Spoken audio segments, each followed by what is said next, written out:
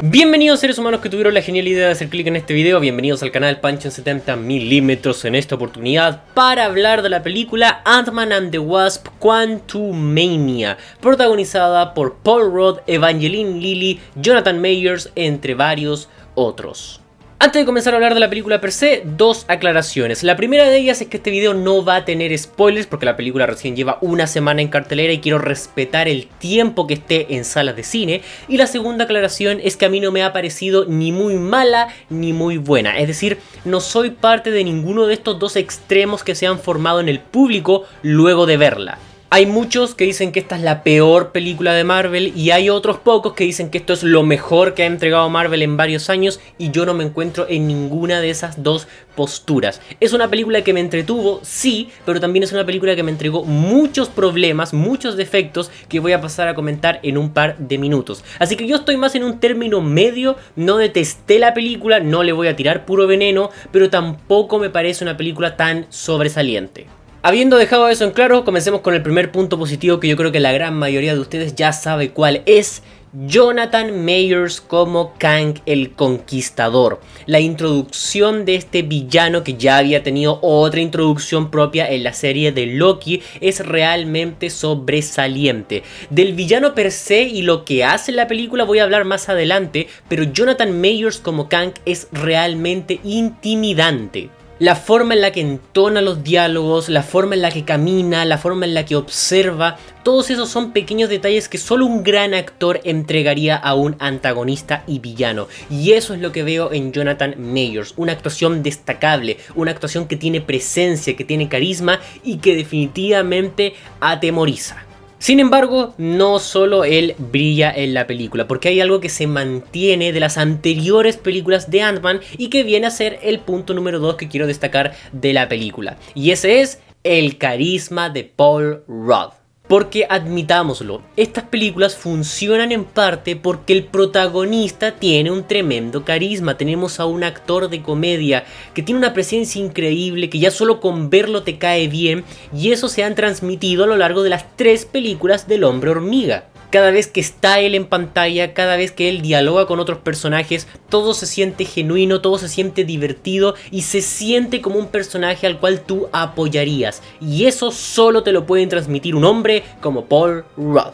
Y por último, pero no menos importante, el tercer punto que quiero destacar es algo sumamente personal y esto es bastante parecido a lo que comenté en Wakanda Forever, pero es simplemente una coincidencia, y es que la pelea final que tiene Kang junto a Ant-Man realmente me gustó. No es una pelea larga y yo sé que muchos de ustedes han tenido problemas con ello porque he leído muchos comentarios que critican el que Kang se agarre a golpes con Ant-Man y que eso es nerfearlo y eso es denigrarlo y no sé qué. Lo entiendo, puedo comprender esa postura, pero a mí en lo personal me encantó que tuviéramos como antaño una pelea cuerpo a cuerpo entre un villano y un héroe. Como ya mencioné, no es una escena muy larga, pero en mí estuvo provocando una tremenda amalgama de emociones, porque me encantó volver a tener una pelea cuerpo a cuerpo entre un antagonista y un protagonista que no están dependiendo de sus poderes, simplemente tienen sus objetivos y están luchando por cumplirlos. Eso, al menos en mi caso, es sumamente destacable.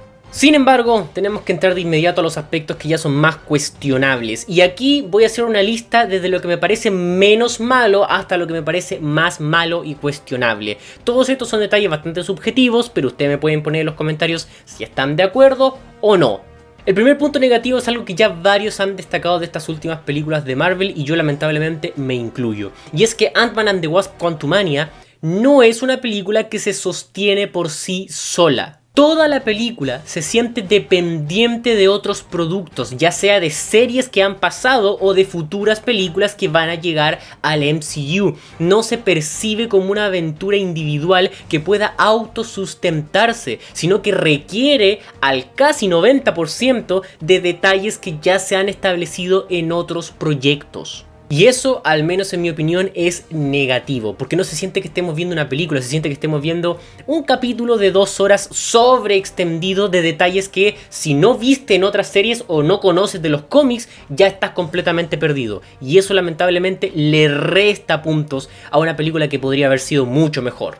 Y antes de que me lo digan, sí, yo entiendo que es un universo cinematográfico, que las historias tienen que estar interconectadas. Sin embargo, antes se respetaban las historias individuales de cada personaje. No tenían que estar dependiendo de 5 series o de 10 películas que vienen en el futuro, porque eso se dejaba para las escenas postcréditos, nunca dentro de su propia historia. Todas eran películas autosustentables, y eso lamentablemente se ha perdido casi por completo.